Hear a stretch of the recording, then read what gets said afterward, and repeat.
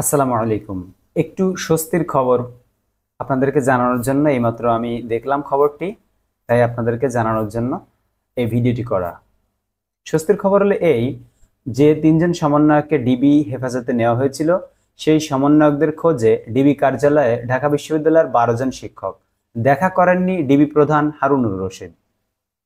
বৈষম্য বিরোধী ছাত্র আন্দোলনের ৩ সমন্বয়ক ঢাকা বিশ্ববিদ্যালয়ের শিক্ষার্থী নাহিদ ইসলাম, আসিফ মাহমুদ ও আবু বাকের মজুমদারের খোঁজ নিতে ডিবি কার্যালয়ে গিয়েছিলেন বিশ্ববিদ্যালয় শিক্ষক নেটওয়ার্কের একটি প্রতিনিধি দল, কিন্তু ব্যস্ততার কারণ দেখিয়ে তাদের সঙ্গে দেখা করেননি ঢাকা মহানগর পুলিশের অতিরিক্ত কমিশনার ও গোয়েন্দা শাখার প্রধান মোহাম্মদ হারুনুর রশিদ। শনিবার বিকেলে রাজধানীর মিন্টু রোডে অবস্থিত ডিবি কার্যালয়ে যান বিশ্ববিদ্যালয় শিক্ষক নেটওয়ার্কের ১২ জনের প্রতিনিধি দল। সেখানে আপনারা দেখতে পাচ্ছেন যে ১২ জনের এই প্রতিনিধি দলটি সেখানে গিয়েছিল। সেখানে প্রায় ২০ মিনিট তারা অপেক্ষা করেন এবং তারা ফিরে যান খালি হাতে। তারা দেখা করতে পারেননি, ডিবি প্রধান তাদের সাথে দেখা করেননি। কেন তারা সেখানে গিয়েছিলেন বিস্তারিত জানানোর চেষ্টা করব। ঢাকা বিশ্ববিদ্যালয়ের গণযোগাযোগ ও সাংবাদিকতা বিভাগের অধ্যাপক গীতি আরা নাসরিন বলেন, বিশ্ববিদ্যালয় শিক্ষক নেটওয়ার্কের পক্ষে উদ্বিগ্ন হয়ে আমরা ডিবি কার্যালয়ে এসেছি।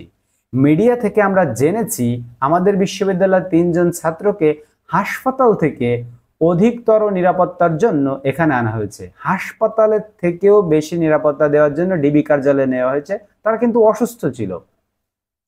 হাসপাতাল থেকে কেন এখানে আনা হলো সেই খবর নিতেই আমরা এসেছি। এটা কিন্তু স্বস্তির খবর।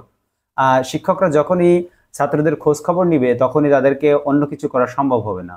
তিনি বলেন, আমরা যখন এখানে এসেছি তখন এখানকার অফিস প্রধান হারুনুর রশিদ ভেতরেই ছিলেন। তাকে খবরও দেওয়া হয়েছিল, কিন্তু তিনি আমাদের সঙ্গে দেখা করেননি। ব্র্যাক বিশ্ববিদ্যালয়ের আইন বিভাগের অধ্যাপক সাইমুম রেজা তালুকদার বলেন, ছাত্রদের নিরাপত্তার কথা বলে তুলে আনা হয়েছে, কিন্তু প্রশ্নটা হচ্ছে ডিবি হেফাজতে কেন? পরিবারের কাছে ফিরিয়ে দিল না কেন? একজন মানুষের সবচেয়ে নিরাপদ জায়গা হচ্ছে তার পরিবার। সবাই জানে নিরাপত্তা যদি দিতে হয় তাহলে তার বাসার আশেপাশে নিরাপত্তা দেওয়া হোক, তার পরিবারকে নিরাপত্তা দেওয়া হোক।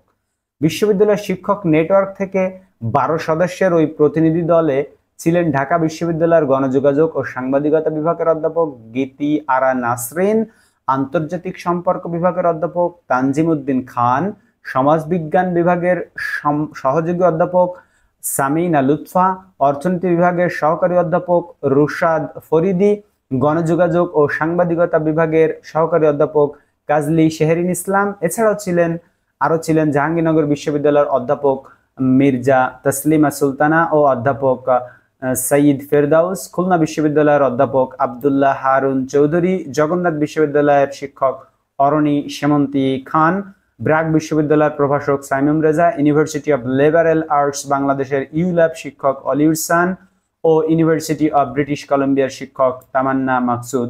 এই খবরটি প্রচার হয়েছে দৈনিক সমকাল পত্রিকাতে। সেখান থেকে আপনাদেরকে আমি জানিয়ে দিলাম যে আসলে সমন্বয়কদের খোঁজে ডিবি কার্যালয়ে গিয়েছিলেন বিশ্ববিদ্যালয়ের ১২ জনের একটি প্রতিনিধি দল। আশা করি খবরটি আপনাদের স্বস্তি যোগাবে। সেই সাথে আমাদের ভিডিওটিতে একটি লাইক দিবেন এবং চ্যানেলটিকে সাবস্ক্রাইব করে রাখতে পারেন পরবর্তী আপডেট জানার জন্য। আসসালামু আলাইকুম।